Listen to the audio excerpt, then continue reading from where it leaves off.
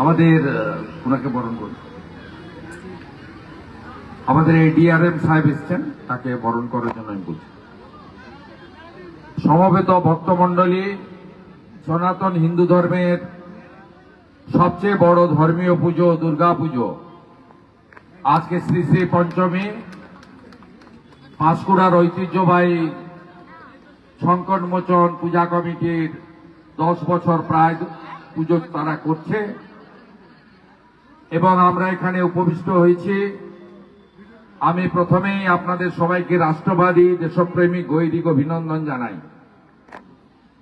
আমাদের অত্যন্ত প্রিয় সাথী বাচ্চু পট্টনায়ক এবং তার একঝাঁক সহকর্মীদের উদ্যোগে এলাকার দিদি এবং বোনেদের প্রত্যক্ষ সহযোগিতায় এবং ভারত মায়ের সুসন্তান তরুণ যুবক যারা জয় শ্রীরামের ধ্বনিতে আমাকে বরণ করেছেন, তাদের বিশেষ উদ্যোগে আমরা এখানে সমবেত হয়েছি এবং চারিদিকে শুধু মানুষ আর মানুষ।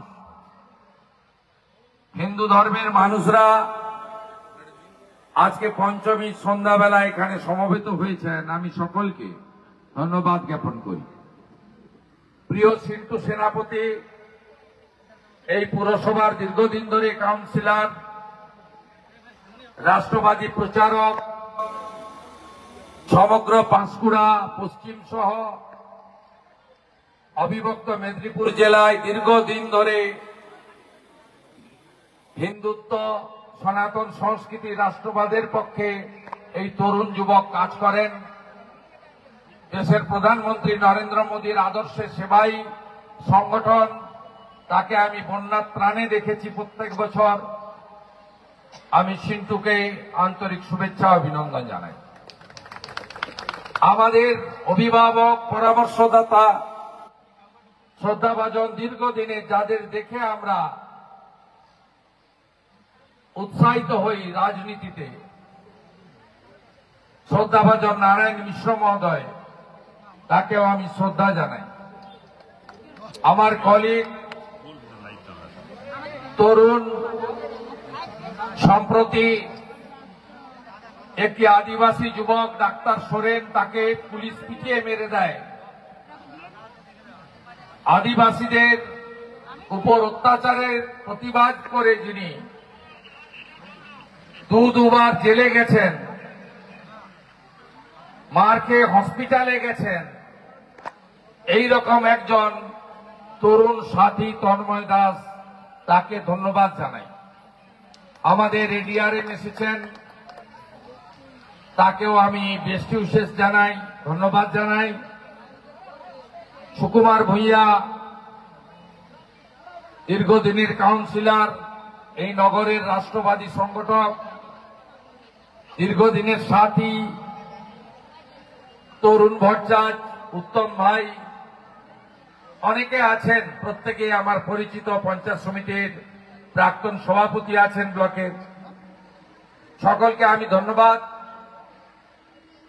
আমি একটা কথাই বলবো যে সমগ্র পাঁশকুড়া এলাকায় সনাতনীদের সংঘবদ্ধ হওয়ার খুব প্রয়োজন রয়েছে।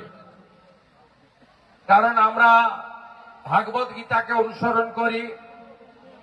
ভাগবত গীতায় বলা আছে অনেক কিছু পাওয়ার আনন্দ, অনেক কিছু না পাওয়ার অভিমান থাকতে পারে, কিন্তু ধর্ম রক্ষার জন্য যেন আমরা সবাই পবিত্র গৈরিক ধ্বজের নিচে সমবেত হই। কারণ গোটা পৃথিবীতে হিন্দুদের একমাত্র শেষ আশ্রয়স্থল হচ্ছে ভারত মাতার চরণ। সেই জন্য ভারতবর্ষকে শুধু ইন্ডিয়া বলা হয় না, হিন্দুস্তান বলা হয়। দেশের যশস্বী প্রধানমন্ত্রী নরেন্দ্র মোদী সম্প্রতি আফগানিস্তান, পাকিস্তান, বাংলাদেশ থেকে ধর্মীয় উৎপীড়নের কারণে যে সমস্ত হিন্দুরা ধর্ম বাঁচানোর জন্য ভারতবর্ষে চলে আসতে বাধ্য হয়েছেন বা হচ্ছেন, 31/12/2024 পর্যন্ত তাদেরকে ভারতবর্ষ তাদেরকে আশ্রয় দেবে, সহনাগরিকের মর্যাদা দেবে। তাই পশ্চিম বাংলার হিন্দুরাও একটু ভাবতে শিখুন। এমনি এমনি পশ্চিমবঙ্গ সৃষ্টি হয়নি, এমনি এমনি পশ্চিমবঙ্গের ভারত ভুক্তি হয়নি।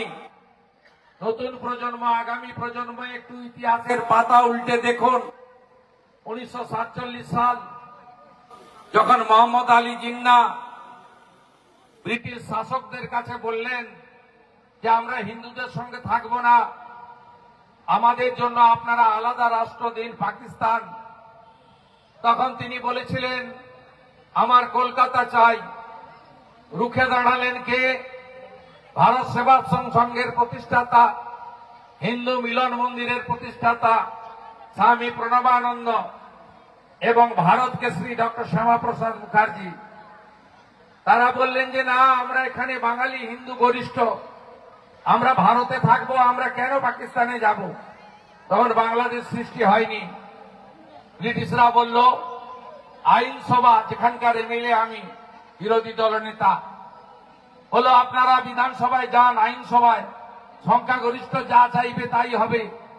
ডক্টর শ্যামাপ্রসাদ মুখার্জিরা প্রস্তাব আনলেন যে আমরা ভারতে থাকব, আমরা হিন্দু মেজরিটি এই অংশ, কলকাতা সহ 58 জন হিন্দু আইনসভার সদস্য ভোট দিল ভারত ভুক্তির পক্ষে। 21 জন মুসলিম আইনসভার সদস্য ভোট দিলেন পাকিস্তানের পক্ষে। আমরা ভারতে থেকে গেলাম।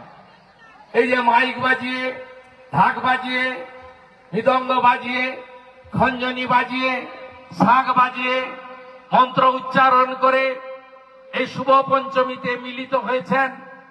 এটা কি করতে পারতেন যদি আজকের বাংলাদেশে থাকতেন? পারতেন না। তাই এই অতীতটা দয়া করে ভুলে যাবেন না। অভাব থাকবে, অনটন থাকবে, কিছু পাওয়ার আনন্দ থাকবে, অনেক কিছু না পাওয়ার বেদনা থাকবে, কিন্তু রাষ্ট্রের সঙ্গে, ধর্মের সঙ্গে বিশ্বাসঘাতকতা আমরা করব না। মা দুর্গাকে সামনে রেখে এটাই আমাদের শপথ। আপনারা সুন্দর সুন্দর সুন্দরভাবে সাজিয়েছেন। বিশ্বকবি রবীন্দ্রনাথ ঠাকুরের মূর্তি বসিয়েছেন ভিতরে, এখানে বর্ণ পরিচয় দিয়েছেন, বাবা মহাদেবের মূর্তি তৈরি করেছেন।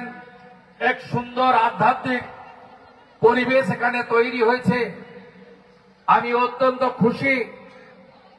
আমি আপনাদের একটা কথাই বলবো, মায়ের কাছে এবারে অষ্টমীর দিন আমি পুরোহিতকে জিজ্ঞেস করলাম কতক্ষণ পর্যন্ত পুষ্পাঞ্জলি দেওয়া যাবে। বলল পুষ্পাঞ্জলি অষ্টমীর দিন বেলা 12:30 পর্যন্ত পুষ্পাঞ্জলি হবে। আপনারা নিশ্চয় পরিবার, নিজের সন্তান সন্ততি, সমাজ, বাংলা তথা ভারতবর্ষের জন্য প্রার্থনা করবেন।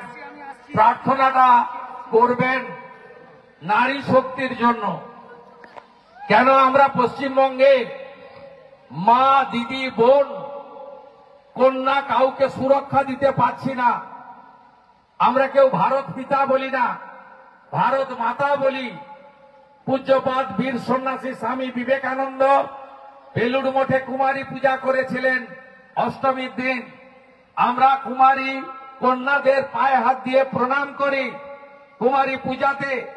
আর পশ্চিম বাংলায় আরজিকরের অভয়া থেকে পাঁশকুড়া হসপিটাল, আমার কোন বোন দিদি সুরক্ষিত নয়, কোন মহিলা সুরক্ষিত নয়। এখনো সমাজে কিছু অসুর ঘুরে বেড়াচ্ছে। মায়ের ত্রিশূলটা দরকার ওই অসুরদেরকে ধ্বংস করার জন্য। এই প্রার্থনা প্রত্যেকে করবেন, কারণ নারী সমাজ, মাতৃশক্তি, দেবী শক্তি না থাকলে আপনারা আমরা কেউ পৃথিবীর আলো দেখতে পেতাম না। তাই মায়ের অসম্মান, বোনের অসম্মান, দিদির অসম্মান, কন্যার অসম্মান সনাতন সংস্কৃতি মেনে নেবে না, মেনে নেবে না, মেনে নেবে না। আর একটা কথা বলবো, কেউ বা কারা বলছেন দুর্গাপুজো তো কালচারাল প্রোগ্রাম, দয়া করে এটা করবেন না। শারদ উৎসব নয়, এটা দুর্গা পূজা। নাম বদলে দিতে চায় অনেকে। কালকে বোধন কখন হবে, সপ্তমীর কলাবউ স্নান কখন হবে, অষ্টমীর পুষ্পাঞ্জলি কখন হবে, নবমীর আরতি কখন হবে, বিসর্জন, সিঁদুর খেলা কখন হবে, আমার পঞ্জিকা শাস্ত্র বলে দেবে। 1,10,000 টাকা বলবে না, এটুকু আমি আপনাদের বলে যেতে পারলাম। সমবেত হিন্দুদের ঐক্যবদ্ধ হওয়ার আগে আবেদন জানিয়ে আপনারা পাঁশকুড়া যে এলাকায় হিন্দুরা সংখ্যালঘু সংখ্যায় কম, কি কষ্টে থাকেন আমি জানি। আমি একটা কথা বলেই শেষ করব, রাত্রি যত অন্ধকার হবে সূর্য তত তাড়াতাড়ি উঠবে। কালো অন্ধকারের পরে আলো আসে সকালবেলা ভোরে। খুব তাড়াতাড়ি আপনারা পশ্চিম বাংলা, স্বামী বিবেকানন্দের বাংলা, ঠাকুর রামকৃষ্ণ দেবের বাংলা, জগৎ জননী মা শারদামণির বাংলা, আমার স্বামী প্রণবানন্দের বাংলা, প্রভু শ্রী চৈতন্য দেবের বাংলা, এই বাংলায় প্রকৃত আলো উঠবে। সনাতনের জয় যাত্রা অব্যাহত থাকবে। সবাই ভালো থাকবেন। দুর্গা মাই কি, দুর্গা মাই কি, সত্য সনাতন ধর্ম কি, সত্য সনাতন ধর্ম কি, হিন্দু হিন্দু। আমাদের মধ্যে উপস্থিত